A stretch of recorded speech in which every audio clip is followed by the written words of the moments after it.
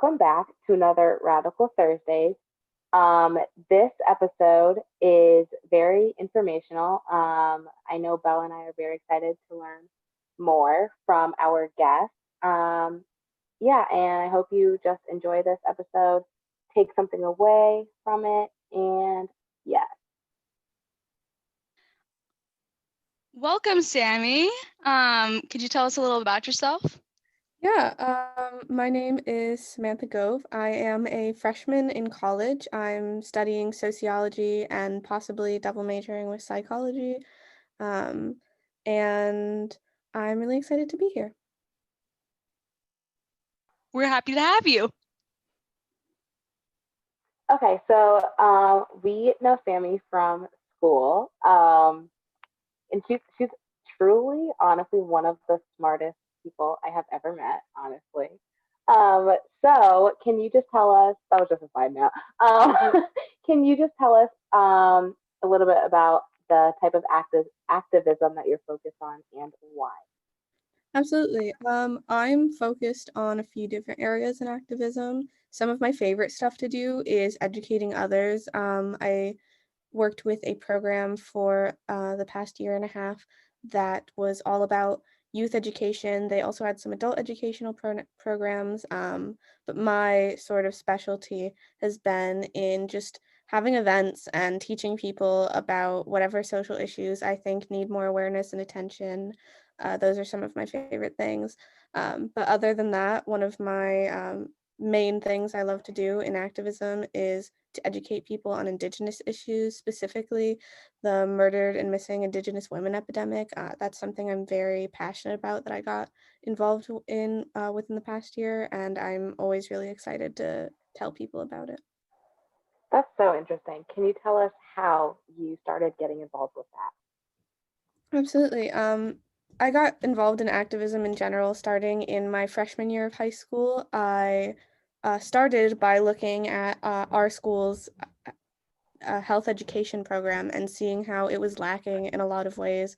And a friend and I, we tried to change how it was in the high school so that it was more inclusive for people of different gender and sexual identities. And that was very difficult. So we brought it outside of school. We brought it to the Youth Service Bureau in our town, and we worked on it there, and we got a lot done with that.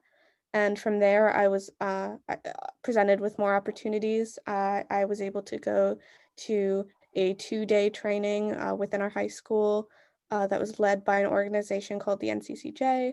And from there, I fell in love with the organization and I went to one of their programs that was a week long in the summer, and soon after got a job there. And since then, I've been, always doing as much as I can for activism. But I also specifically noted within a social justice organization that there was a lack of knowledge and people talking about Indigenous issues. And so I decided that that's something I really wanted to focus on so that it could be given a lot more attention.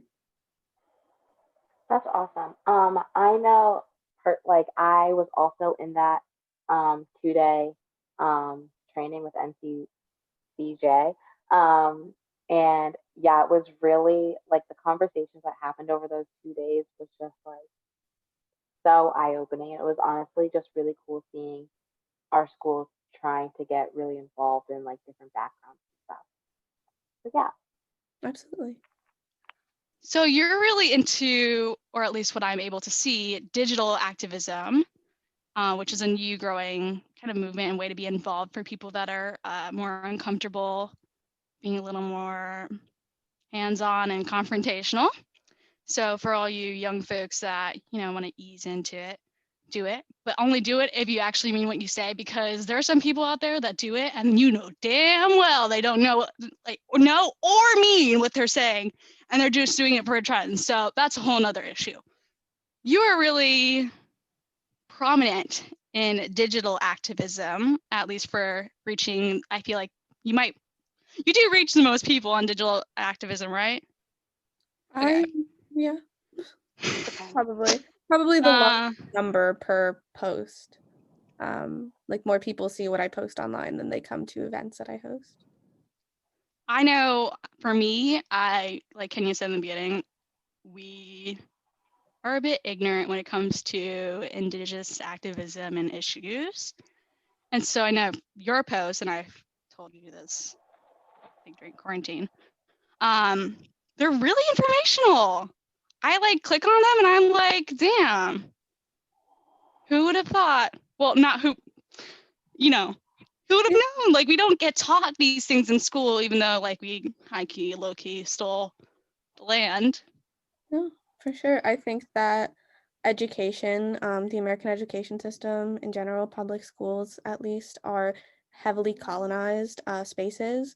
History textbooks are even very colonized. I feel like even in United States history classes, we don't learn enough about what there was before, let alone what happens to the indigenous peoples after colonization and those periods of history. So it's really hard for people to get context into what Indigenous people even look like or where they are, let alone what they're doing and what is happening to them in modern spaces.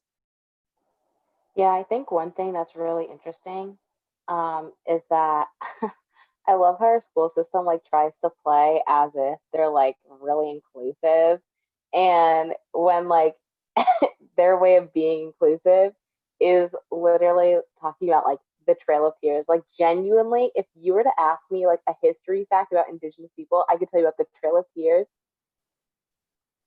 and that's probably Pocahontas, it. Yeah. Right? Sacagawea, Like like no like cap. it's so interesting how they're like, okay, here's like a solid like 100 years in history. They're like, we're good, we've done our job.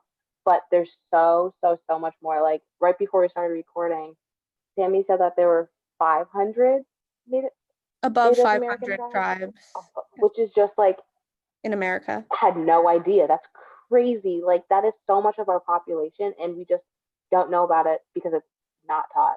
I think a really Yeah. cool statistic is like we look at our representation in media, and I think that means a lot. And people assume that there aren't a lot of numbers in Indigenous communities. There are not a lot of people, but that's totally not true. If celebrities were representative populations to the percentages of Indigenous people in America, 1 out of every 50 celebrities you see would be Indigenous, and I can maybe name one Indigenous What? actor. Even myself, like I try to seek out Indigenous celebrities, and I know of a few, but I certainly know that there's not enough, and there's so much more that people could be seeing and learning from. See, that's crazy. Like that's That's insanity. crazy. That's literal Wow. insanity. Wow. Well, Goes to show that okay. we This don't is gonna be see such a good things episode. Oh unless my the gosh. media like actively shows us, or our education system actively. But even This if is they do good. actively, yeah, and even This if they this do, builds beautifully off of last podcast topic about education inequality, because in the few times that I have you know how like Now This and like those, I don't know if they're like necessarily smaller, but they're more like social media based news organizations. You know how they do those like small but kind of like low key long because they're like 10 minutes or so, like docu series. Mhm. I know they were talking about on one of them, a while ago, about education inequality within like, oh no, I don't know what. Sorry, we're gonna have a small educational moment. What is a term for? I have it on the tip of my tongue and I don't know it. Like you have your tribe and then you have your like reservation. Is that a proper term? Like the politically correct There are, term? if it's a specific, like if it's has some sort of internal government system, then it could be called a reservation usually, but it depends on whether or not it's federally recognized. Oh, wait. Pause for another educational moment.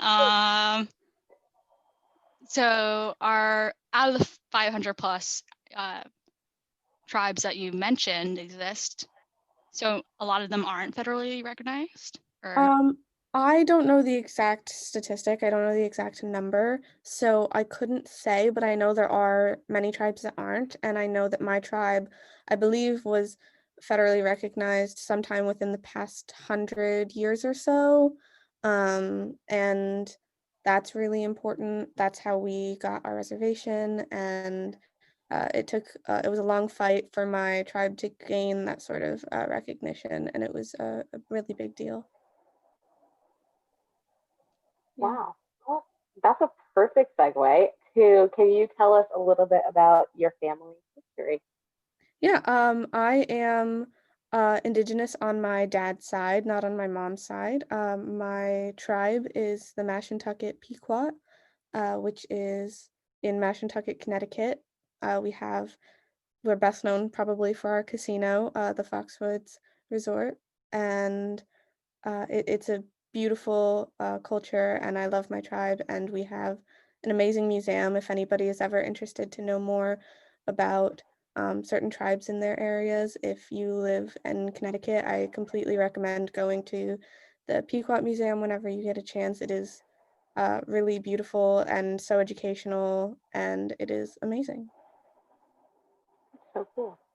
I will definitely add that to my list of museums because I actually really love museums, like really love museums. She really does. Cool to go through it because there are pictures of my family members in there. There's my grandma, great aunt, dad, uncle, one of my cousins. There are pictures. The first thing you see when you sort of walk down on in, you see a picture, and I have a lot of family in there, and I think that's always really cool.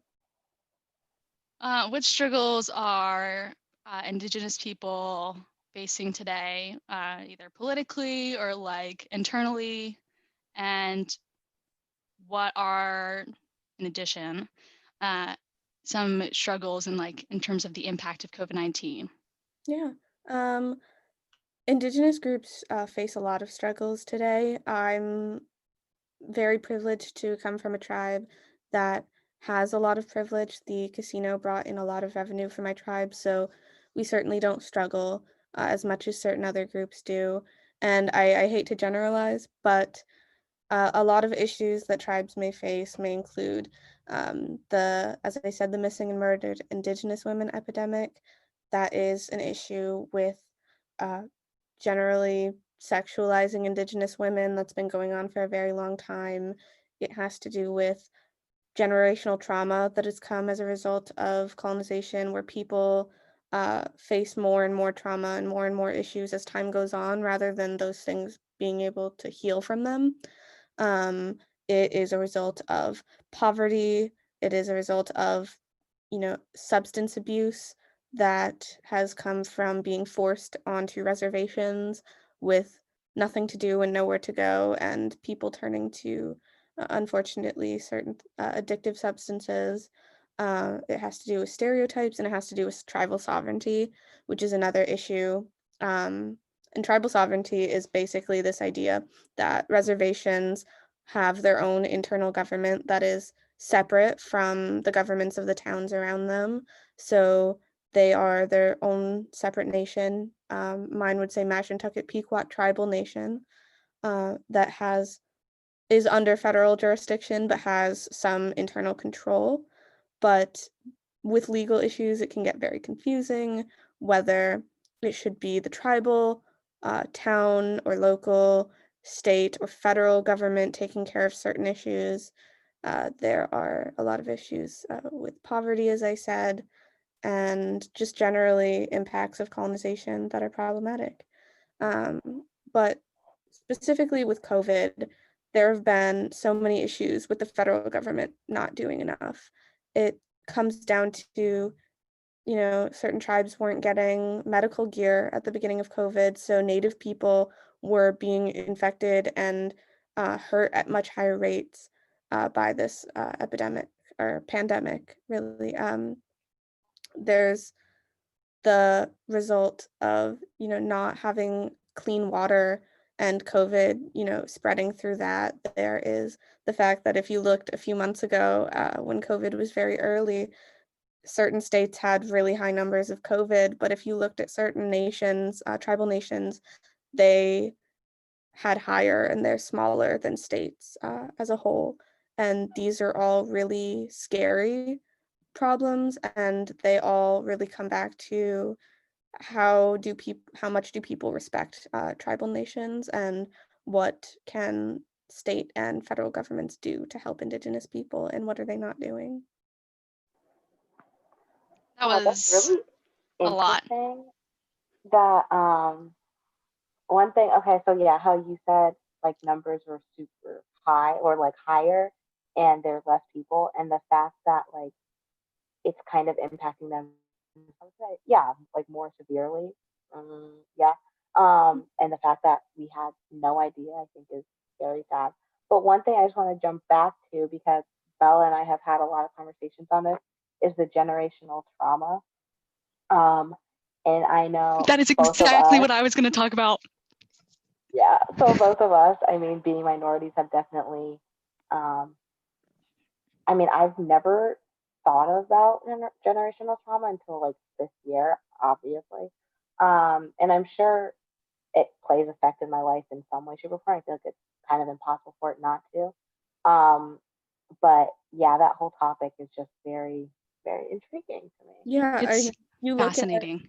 generational trauma, and where it's used most often, that terminology is used most often in Jewish communities after the Holocaust, because that was a genocide, and generally speaking, generational trauma is a major result of genocide, and because Indigenous peoples also faced a very, very big genocide in America, that is a major result of it, and it's one that leads to people having higher rates of violence in Indigenous communities, not just at Native people at each other, but it's also very often white people at Indigenous people, because there are even some laws on reservations where if a white person comes onto the reservation, say for a casino or for any reason, they can attack people who live on the reservation, and the police on the reservation can't pursue them. They can't arrest them or do anything because they don't live on the res.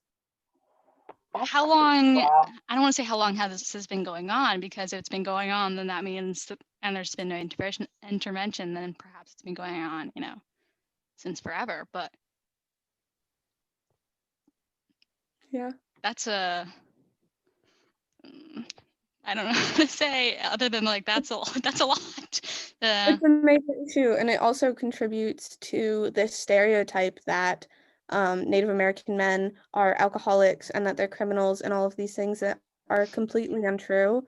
But they are sometimes forced into situations where they are victims of such things, but it's very problematic that a lot of times stereotypes placed on Native people are placed there because of the impacts of bad things that outsiders have done.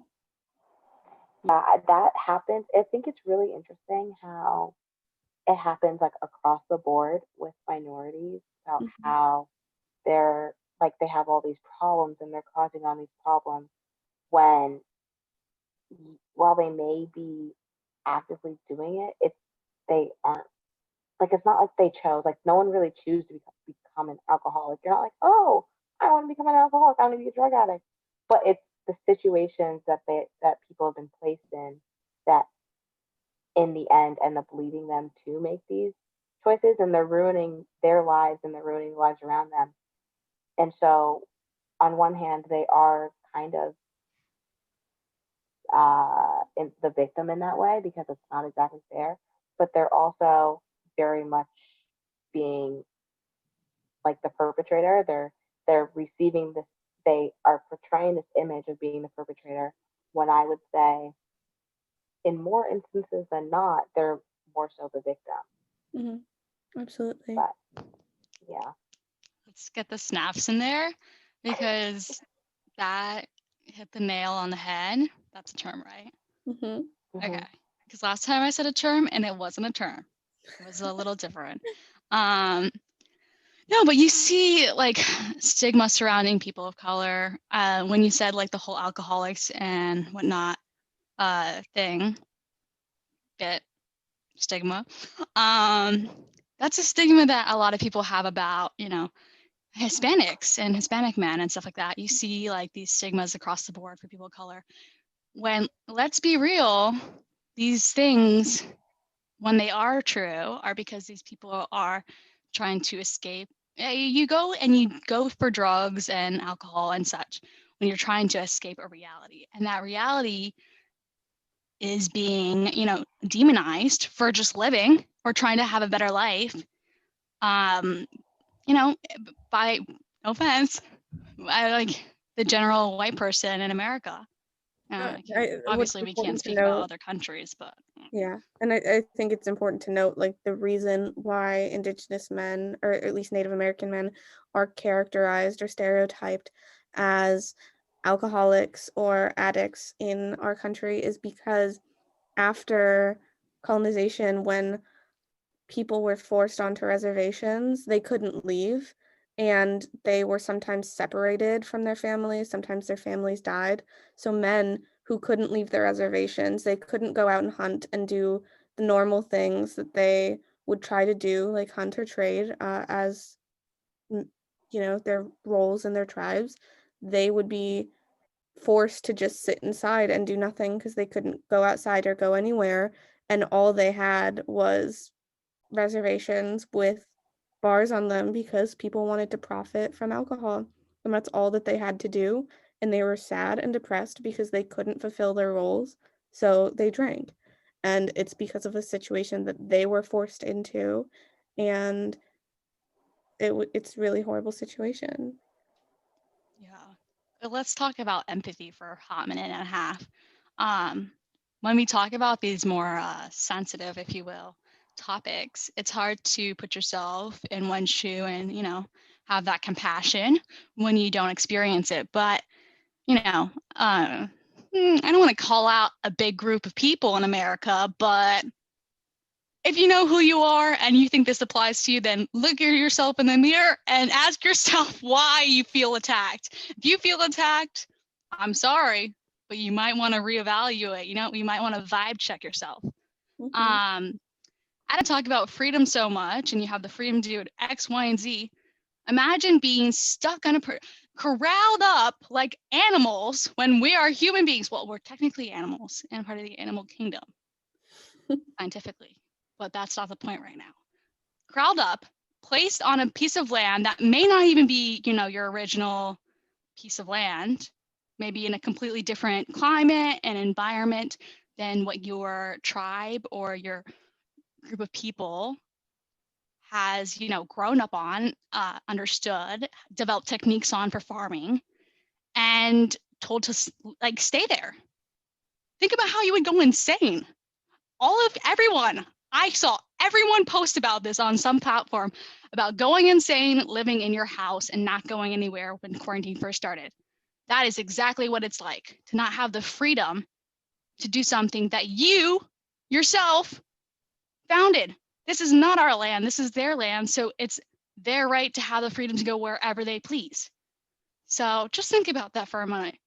Sip on that tea. Let it simmer. That's all. Actually, that's not all. It is all in that conversation, but going back a couple conversations about generational trauma, because you do see like that, like Kenya mentioned, in a lot of people of color. If you want to listen and you want to read more about it, I have 2 books that I have for you guys. You want to read more on it. The first one, I only read halfway, and I told myself I would read the rest of it in September, and I never did. So, the title is It Didn't Start With You, How an Inherited Family Trauma Shapes Who You Are and How to End the Cycle by Mark Wallen. That might be wrong. And The Body Keeps the Score by Bessel van der Kolk. That's definitely like German or something, like low-key, high-key. That could be generalizing though, so don't take my word for that. I want to have read that both of those books. so And bad. Wait, you have it? Gosh, I've been wanting to read that book for so long, and I did not. Well, when you come back, Okay, I am not allowed to. I'm not letting you see me unless you get a COVID test, and then I'll let you see it. Okay. Well, going off of readings you could do, I have when I did my capstone project senior year for high school, I did it on the missing and murdered Indigenous women epidemic. And a lot of my activism focuses on Indigenous women and violence against them. A lot of times that takes the place of sex trafficking. And I think one of the most important resources for my whole project about violence against women is by a woman called Alexandra Pierce. She's a sociologist, and I don't think she has any books, but she has a lot of journal articles and entries that are phenomenal. And she is pretty much the only person who has done research on um, violence against Indigenous women in America, and uh, everything that she has researched and what she's trying to do has been so incredible, and she's a huge inspiration to me. Can you talk a little bit about that whole concept of the murder of? Sometime within the past year or two, Trump has declared it a national epidemic. So it is officially recognized as an epidemic. It is basically this idea that Native women are being victimized at very, very high rates, disproportionately high rates to the national average. Um, they're in some places in America 8 to 10 times more susceptible to be assaulted. In some places in Canada, First Nations women are up to 12 times more likely than the national average to be assaulted. Um, 84% of Native American women have already experienced violence in their lifetime. And these are all like statistics that go to show that Native women are being abused and being sexually assaulted and harassed at insanely high rates, and they are being murdered when they're sex trafficked. They're going missing, and nobody is looking into it. Out of thousands of people who have gone missing or been murdered, there have been maybe 100 cases that were looked into within the past few years. And that is very scary because there are the issues of tribal sovereignty, who is actually the person who should be looking. And violence against Native women is really high, and it's a huge problem, and not enough people know about it or are doing anything to stop it. Now I have two questions for you. Is there a central location? Is someone keeping track of these women? Like, is there a central location where you can see the women's names and stuff like that? At the very least. Um, I am unaware of one that may exist. They may exist, but I'm not super aware. I know that it's really hard to look at women who have been victimized in the media because there was a study done where a few white women, they either were murdered or kidnapped, and their stories were aired. They were submitted to be aired on a news station, and the same thing for a group of Indigenous women. And the white women got so much more airtime. Um, if the Native women got any airtime, it was very little, and it wasn't completely empathetic to what had happened to them. Sometimes it was very disrespectful. So it's really hard to centralize that information because a lot of times it's not being aired anywhere other than in the places where people are really passionate about it. And that's really problematic. I don't know really what to say for that because I was hoping you would say there was, and that we could There just might be. I'm plug just in a little like website or something.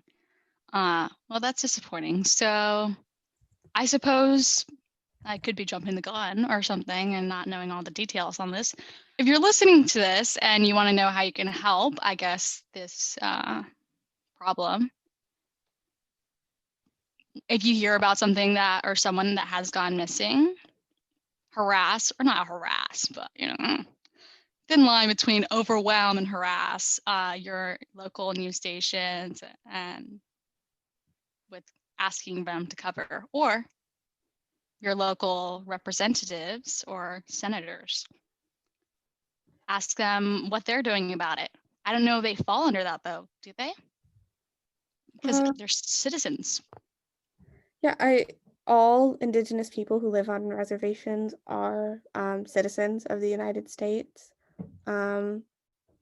So it really should be a huge community effort. A lot of times people assume that tribal sovereignty means they are technically a separate nation, but that's not true at all. They're under federal jurisdiction. They are American people. And even most Indigenous people don't even live on reservations. They're dispersed, they are everywhere. I've met Indigenous people in every community that I've gone into, at least a few. And it's so important to know that, like, there's not a certain way that a Native person looks, there's not a certain way they act or a certain way they speak. A lot of people have these preconceived notions, and I've had hundreds of people probably tell me, "You're the first Native American person I've ever met. I've never met one before. This is so cool." And I think that's always a really shocking experience because I'm sure they just don't know it. In terms of, is there any legislation going on in terms of this? I know this has come up a lot, and that's the only reason why it's on the top of my brain, because everyone's always like, what's Joe Biden done in the 47 years or whatever in public office? And it's like, first and foremost, Violence Against Women Act. In terms of the Violence Against Women Act, do not quote me on this, people, because all I know is that it makes us a little more safe. So I could not tell you the deets, but is anything because of that act helping the women that are being impacted in your community? Or are there any laws that are being proposed or that could be drafted to do so and help provide additional aid, I suppose? As far as the Violence Against Women Act goes, I looked into that about a year ago, so I'm not sure of certain very recent things that have been going on with that. But as of a year ago, I know that the Violence Against Women Act is very helpful, and it does certain things, but it certainly doesn't do enough. There were studies showing that very few people look into it. Very few people can give the resources to Indigenous women that have gone missing because they simply don't know. Something showed that when victim is when certain information is recorded about the victim, it hardly ever records their ethnic status. So very often people go missing and there might be a police report, but they do not write down that they are Indigenous, and they are not required to write down their race or ethnicity. And that's really problematic because if the victim is found, then they can't give the proper cultural resources to the victim because there are certain healing things that are important. Like, the main issue with Violence Against Women Act is that people's races and ethnicities aren't recorded, so it's really hard to give the proper resources to specific communities because they don't know exactly what number or where these people are being affected. So it's really important that more research and more studies are done on this issue because there are very few organizations or people who are looking into it at all, let alone to a very high extent. So in order to really start working on that issue and have Violence Against Women Act really help it, a lot more has to be done, and a lot more people need to be vocal and knowledgeable about this issue so that the proper resources can go where they need to go. Um, One thing, this is kind of a side note, but kind of not. One thing during my junior year, I was doing a AP US history paper that we had to do, and I did mine on like insane asylums and stuff like that.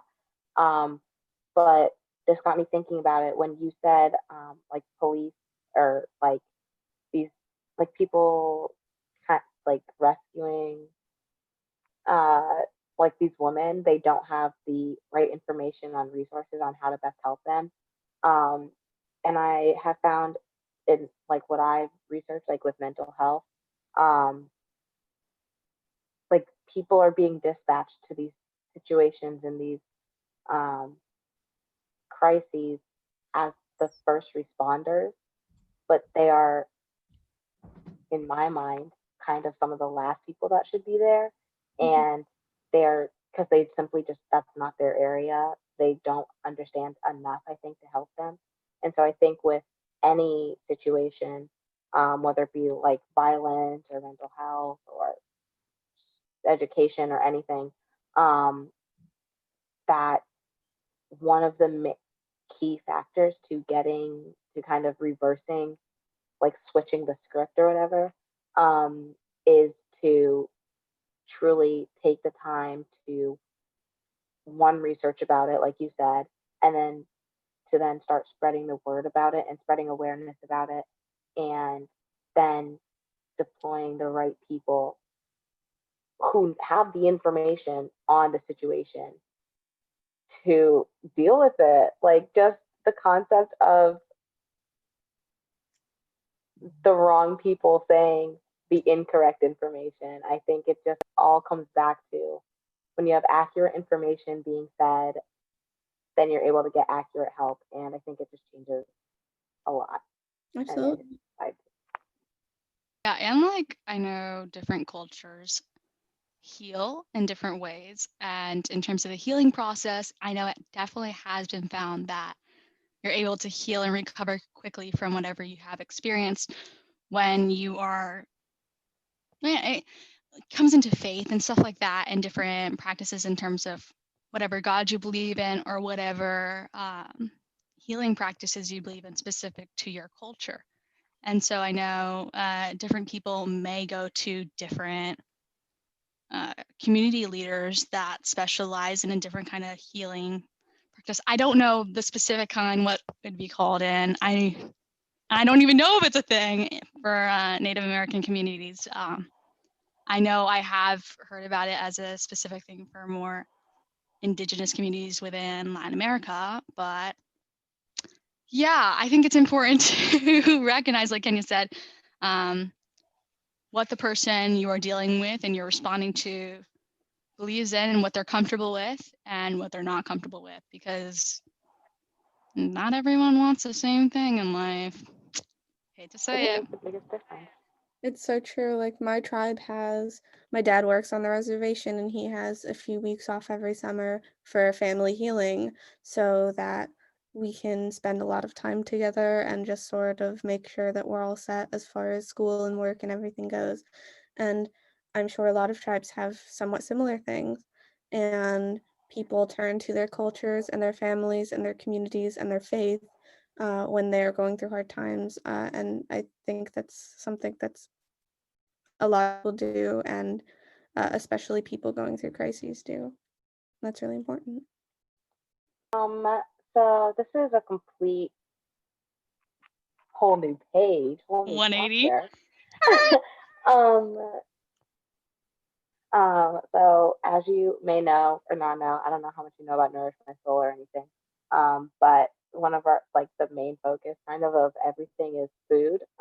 We believe that food plays a role in every single aspect. So has there been any connection, I don't know, in any way to food, or Bella, have you researched any? But I see it in my culture and how it's affecting my culture, and of this whole thing about whitewashing, or oh my God, there's a more like accurate term in terms of agriculture and environment, about making it like like more like pretty or aesthetic and new when it was just, So, for example, this is a sidetrack and also a small rant about how when I went to Big Y, I saw empanadas that were these vegan, dairy-free empanadas. Just so everyone knows, empanadas are not dairy-free or vegan. So that's a small ways that you can see